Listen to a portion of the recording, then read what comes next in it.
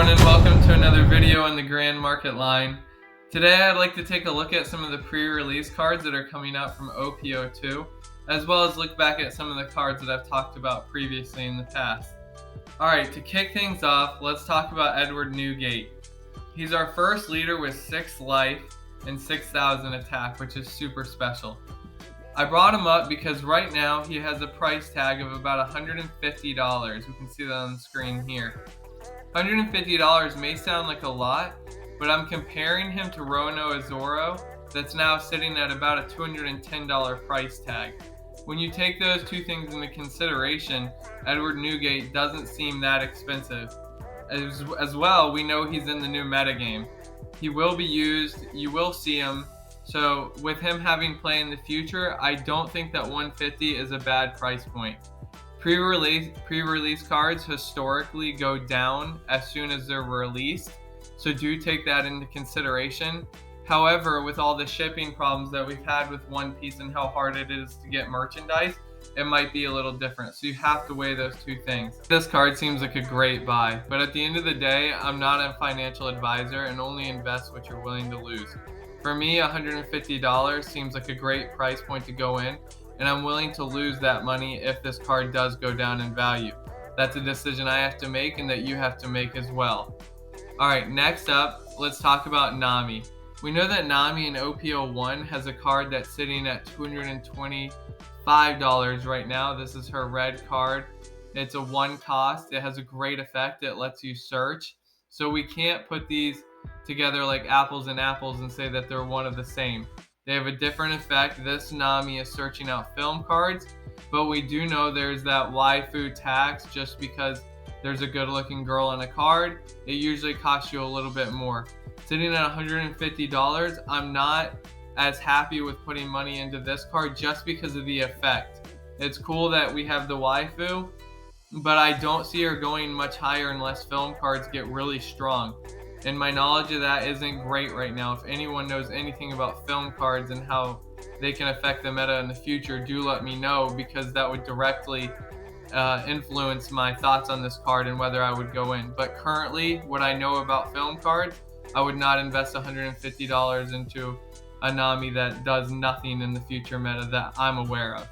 This week, if you were able to see my video, and I'll leave a link in the description below, I was comparing price points of where cards are today compared to where they were in my first video when I saw them. One card that I forgot to mention in that video was Trafalgar Law.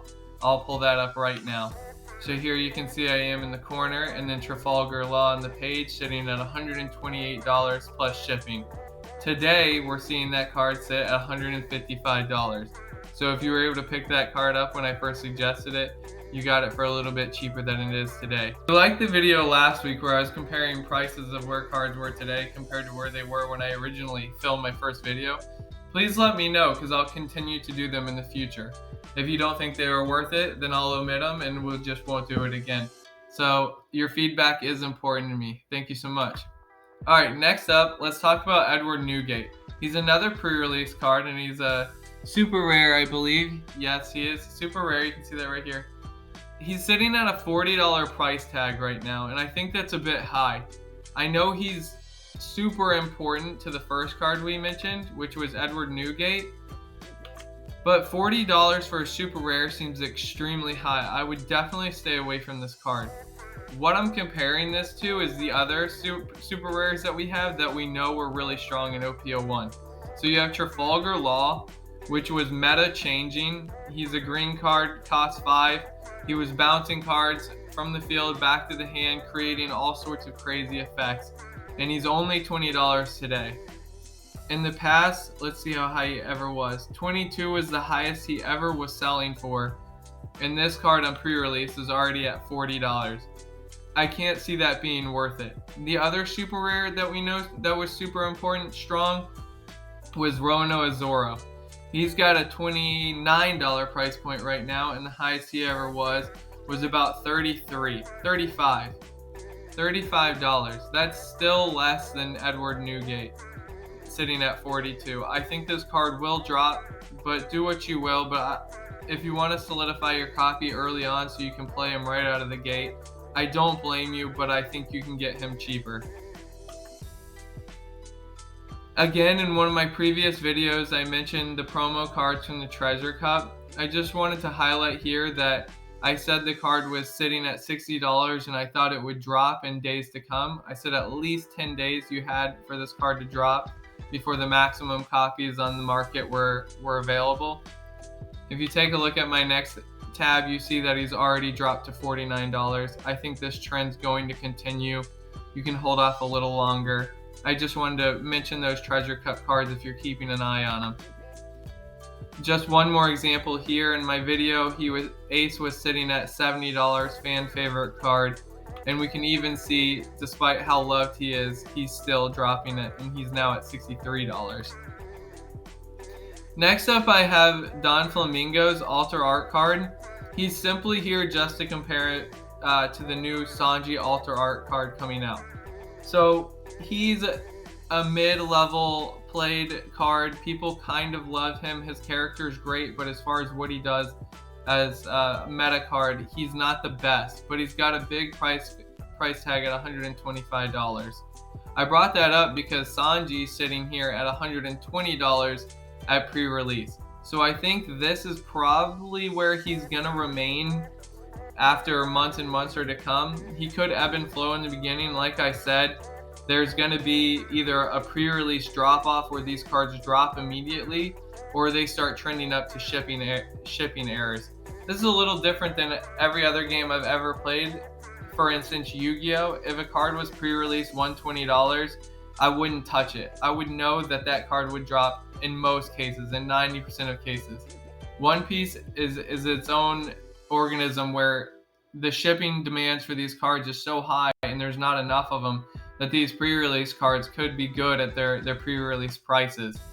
So Sanji at $120, I think I would go in. If I wanted this card, which I don't, I won't buy this card. I have no need for it. But if you wanted it at $120, I think it's a really good buy. A second reason I think that it's a good buy is that it's the first that I believe it's the first blue and green Alter Art card that we have. So I think there's something special to that regardless if Sanji is good or not. Sanji is a loved character, first blue and green card. There's a lot of reasons why this card could hold value. He's hard to get. So I like him for that reason. I think if you want to go in at $120, I don't think it's a horrible buy right now. We have Alvita sitting at a $9.95 price tag. This is great to see because last week in my video, I thought I'd pinned her as a loss. You can see here that I thought she was originally sitting at $8 in my first video, and then she had dropped to $7. This would have been the only card that I had lost in all of my predictions thus far, so it's really great to see her sitting at $10. I thought she would go up again because she was a box topper and she's hard to get. You only get one box topper per box, costing you about $200. So I just wanted to highlight that. Same thing over here. The Dawn card has further gone up to $9 when I originally thought it was a great idea to get it at $7.68.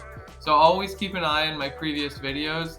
So far, what I have suggested has done really well. If you ever want me to cover a card, please let me know. I'd love to do it. I always love to be honest and transparent with my audience. I want to keep comparing my suggestions to what I think they'll do compared to what they actually do. And that's why I do this. This is why I constantly reflect back on cards and show you where they're sitting today compared to where they were when I said to pick them up. So always give me suggestions. I'd love to hear it. I would love to cover cards if you guys have any you want me to go over. As always, I like to finish with a card that I think you could go after, pick up, and will have some nice value in the future. So we have Douglas Bullet right here. This is from the new film structure deck, the purple one. He's sitting at about $379 right now. I've played this card over the weekend and he was an absolute beast to deal with. I also know from a lot of videos that I've watched that Uta and Douglas seem to be the two sought after cards from the film structure deck. Uta's already in that $5 range and I think she has a little room to grow, but Douglas is sitting at $379. Knowing Uta is already at $5 and Douglas is at $379, I think he has room to grow. Uta is a 4-of in all purple decks right now, so that's why her price point is a little higher. But I do think as these film structure decks get harder and harder to find, you're going to need Douglas regardless if you run them at 1, 2, or 3 copies. That said, there's some big decisions to make. Are the pre-release cards going to go up in value after they're released? That would be way different than other card games that I'm used to. But then again, as we talked about, there is that shipping demand, that supply issue with One Piece that is causing cards to go up even after they've been released. It's a little bit different than what I'm used to, and maybe even different than what you're used to. So let me know, are these pre-release cards good value? Are some of the ones that I said bad value good in your opinion? Let me know. I will be going in on a few of them. Let me know if you are too.